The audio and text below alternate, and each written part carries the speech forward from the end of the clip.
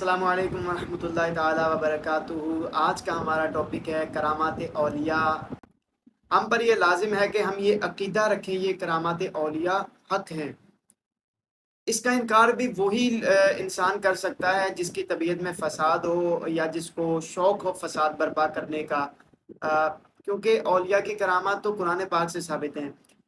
ان پر میں دلیل دیتا چلوں کہ حضرت مریم علیہ السلام جب عبادت کیا کرتی تھی، حضرت زکریا علیہ السلام ان کے پاس محراب میں آیا کرتے تھے، تو اس محراب میں بے موسمی پھل پڑے ہوا کرتے تھے، یعنی سردی کے پھل گرمیوں میں اور گرمی کے پھل جو ہیں وہ سردیوں میں موجود ہوا کرتے تھے۔ تو حضرت زکریا علیہ السلام نے پوچھا کہ اے مریم یہ پھل کہاں سے آئے؟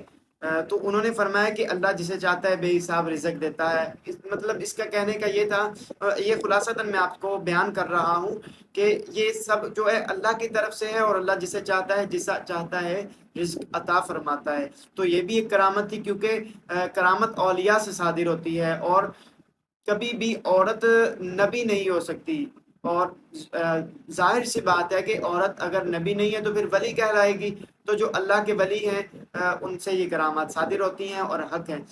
پھر اس کے علاوہ ہم بات کر لیتے ہیں آصف بن برقیہ کے واقعے کو، کہ وہ ان کے پاس کتاب کا علم تھا۔ یہ بھی میں خلاصتاً نہیں بیان کر رہا ہوں کہ قرآن پاک میں اس کے بارے میں بتایا گیا ہے کہ ان کے پاس کتاب کا علم تھا، اور اس علم کی برکت سے انہوں نے کیا کیا کہ ایک تخت کو حاصل کر دیا چند لمحوں میں۔ تو وہ کیا تھا؟ وہ ایک کرامت ہی تھی، اور کیونکہ وہ اللہ کے ولی تھے آصف بن برقیہ، نبی نہیں تھے تو ولی تھے، ظاہر ہے۔ تو یہ بالکل حق ہے، ان کا ثبوت قرآن پاک میں بھی ملتا ہے۔ ہاں اس طرح ہے کہ کرامات کو بڑھا چڑھا کر نہیں بیان کرنا چاہیے، اور کرامات کو چھپانا چاہیے، اور مسلمانوں کو بھی بلا وجہ لوگوں کو ایسی مطلب کرامات ہی کو دین نہیں سمجھنا چاہیے، سیدھی سی بات ہے۔